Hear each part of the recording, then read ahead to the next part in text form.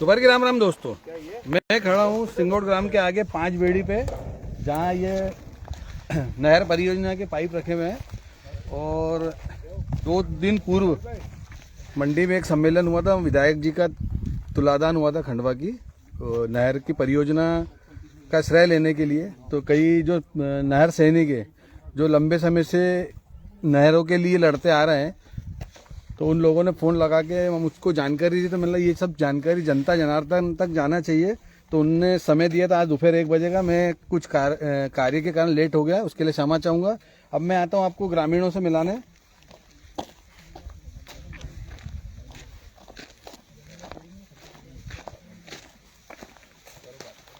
सबको भैया जय श्री दादाजी की जय श्री। भैया आपका शुभ नाम बोलो। सत्यम पाटीदार। भैया ये जो नहर परियोजना को लेके अभी परसों एक कार्यक्रम रखा था ग्रामीणों ने, बोलते ग्रामीण क्षेत्र से तुलादान किया गया है विधायक जी का और श्रेय दिया गया ये परियोजना का। तो उसके बारे में जो सत्य जानकारी है वो आप दे सकते हैं। तो सबसे पहले तो मैं ये बताना चाहूँगा कि खंडवा उद्वहन सिंचाई परियोजना और जावर उद्वहन सिंचाई परियोजना 2 अलग अलग परियोजना है।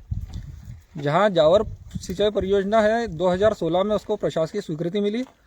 ये 52 गाँवों के लिए 26,000 हेक्टेयर जमीन को सिंचित करने के लिए 426 करोड़ की परियोजना बनी है। और जो कार्यक्रम किया गया है उसमें ये बताया गया है कि इसमें जो गांव जोड़े गए हैं, जबकि ये 26,000 हेक्टेयर जब स्वीकृति मिली थी तब भी थी और अभी भी इसमें कोई जुड़ाव या घटाव गांव का नहीं हुआ है। यह हो गई बात एक। बात नंबर 2, खंडवा उद्वहन सिंचाई परियोजना जो कि 1544 करोड़ 91 लाख की परियोजना है, जिसमें 83 गांव सिंचित होंगे, जिसमें 65 गांव पंधाना विधानसभा के हैं और 18 गांव खंडवा विधानसभा के हैं। तो खंडवा विधायक मतलब 40 गाँव का ये भी आपको भ्रामक जानकारी मिली है आपको। दूसरी चीज, ये जावर परियोजना को 300 करोड़ मिलने की बात बोली जा रही है, ये भी एक बहुत बड़ी भ्रामक जानकारी है। क्योंकि होता यह है कि राज्य सरकार जब किसी नहर परियोजना को स्वीकृत करती है तो स्वीकृति देने के बाद बजट आवंटन होता है, फिर उसके टेंडर लगते हैं और हर साल काम की प्रगति को देखते हुए उसमें बजट का अनुपूरक बजट में उसमें राशि को दिया जाता है। और इसी साल जावर परियोजना को 15 करोड़ रुपए मिले हैं और खंडवा उद्वहन सिंचाई परियोजना को 300 करोड़ मिले हैं, जबकि यहाँ पर बताया यह जा रहा है कि जावर को 300 करोड़ मिले हैं, जो कि बिल्कुल निराधार और झूठी बात है, अफवाह है। तो मैं किसान भाइयों से यही कहना चाहूँगा कि इस तरह की भ्रामक जानकारियों से दूर रहें, क्योंकि जो लोग इस का श्रेय लेना चाहते हैं मैं उनसे ही सवाल पूछना चाहूँगा कि इसके पहले ये हम किसान नहर सैनिक भाई 2018 से नहर की लड़ाई लड़ रहे हैं, तो इसके बाद से आप तक अभी तक कितनी बार मुख्यमंत्री से नहर के विषय में मिली है, कितनी बार आपने ज्ञापन दिया है, कितनी बार आपने उसके लिए आंदोलन किए हैं, अनशन किए हैं। इस तरीके की जानकारी अगर कोई हो तो वो आप शेयर करिए। आप सिर्फ अभी अगर ये सब चीजें हो चुकी हैं, आपका कहने मतलब कि सभी झूठा श्रेय लिया गया है। बिल्कुल झूठा श्रेय लिया जा रहा है। तो जो ग्रामीण आए थे वो कहाँ से आए थे? अब वो जो ग्रामीण में उन किसान बंधुओं को भी यही उनसे निवेदन करना चाहूंगा कि आप इस तरीके की झूठी जानकारी और बहकावे में ना आए। और जो जानकारी मैंने आपको दी है ये फुल प्रूफ ऑथेंटिक, और आपको अगर किसी को प्रिंट में चाहिए तो मैं आपको गवर्नमेंट लेटर पे आपको मैं ये सारी जानकारियाँ आपको टेंडर की और अनुपूरक बजट में स्वीकृति की मैं आपको उपलब्ध करा सकता हूँ। तो मतलब आपका कहने का मतलब कि जो भी कार्यक्रम हुआ वो टोटल ही बेबुनियादी बातों पर हुआ है? बिल्कुल बेबुनियाद बातों पर ही हुआ है।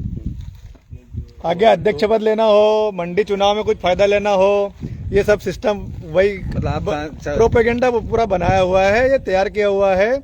क्योंकि 83 गांव वे जो गांव से पब्लिक को इकट्ठा करी है, वो गांव वाले तो नहर आंदोलन में आने को तक भी नहीं तैयार थे और उनको सिर्फ माहौल बनाने के लिए पूरा इकट्ठा कर दिया गया है वहाँ मंडी में। जबकि 83 गांव से श्रेय लेना था, सम्मान लेना था, तो हर पंचायत में सूचना देना था कि भाई इनने लड़े लड़ी है।